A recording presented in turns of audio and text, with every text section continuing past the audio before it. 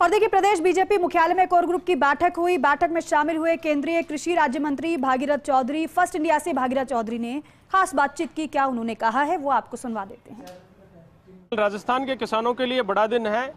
प्रधानमंत्री किसान सम्मान निधि की राशि बढ़ाकर डीबीटी की जाएगी। राज्य स्तरीय कार्यक्रम टोंक में होगा। हमारे साथ हैं केंद्रीय कृषि राज्य मंत्री भागीरथ चौधरी साहब। चौधरी साहब, कल राजस्थान के किसानों के लिए एक बड़ी सौगात होगी राजस्थान सरकार की ओर से। देखिए, बहुत बड़ी खुशी की बात है कि इस देश का अन्नदाता, इस प्रदेश का अन्नदाता जो 145 करोड़ की जनसंख्या पूरे देश में, उसका पेट भरता है।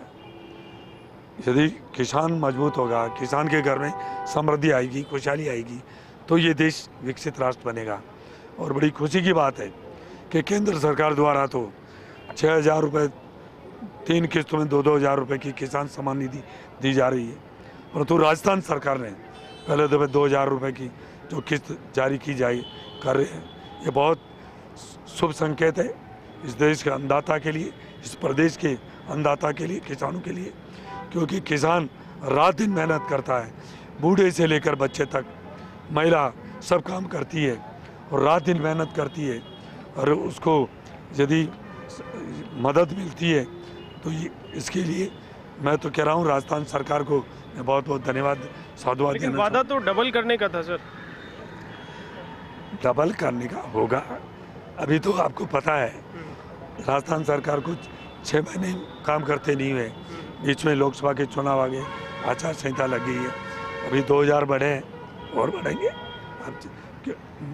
मैं कह रहा हूँ कि भारतीय जनता पार्टी और एनडीए की केंद्र में सरकार अन्नदाता के लिए जितना भी मदद हो सकती है वो करने के लिए तैयार है। आपको केंद्र में जिम्मेदारी मिली है, कृषि राज्य मंत्री की जिम्मेदारी मिली है। किस तरह से राजस्थान में प्राथमिकताएं कृषि क्षेत्र में आपकी रहेंगी? मैं चाहूँगा कि राजस्थान का और इस हिंदुस्तान का किसान अन्नदाता के घर में समृद्धि आए, और जो भी उसकी कठिनाई है उस कठिनाई को दूर हो।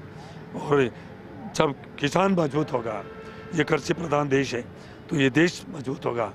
जब किसान के घर में समृद्धि आएगी तो इस देश में समृद्धि आएगी। जब किसान के घर में खुशहाली आएगी तो ये देश विकसित राष्ट्र बनेगा। लोकसभा का सेशन चल रहा है, राज्य का भी सेशन शुरू होने वाला है, दोनों बजट आने वाले हैं, केंद्र के राज्य का पूर्ण बजट होगा। क्या उम्मीद की जाए किसानों के लिए? किसानों के हित में जितना भी, मैं कह रहा हूँ कि कल ही राजस्थान सरकार किसान सम्मान निधि देने जा रही है। इससे बढ़िया खुशी की क्या बात हो सकती है। और प्रधानमंत्री नरेंद्र भाई मोदी जी तीसरे कार्यकाल में सबसे पहले इस देश के अन्नदाताओं के लिए किसान सम्मान निधि के लिए उन्होंने सिग्नेचर किया।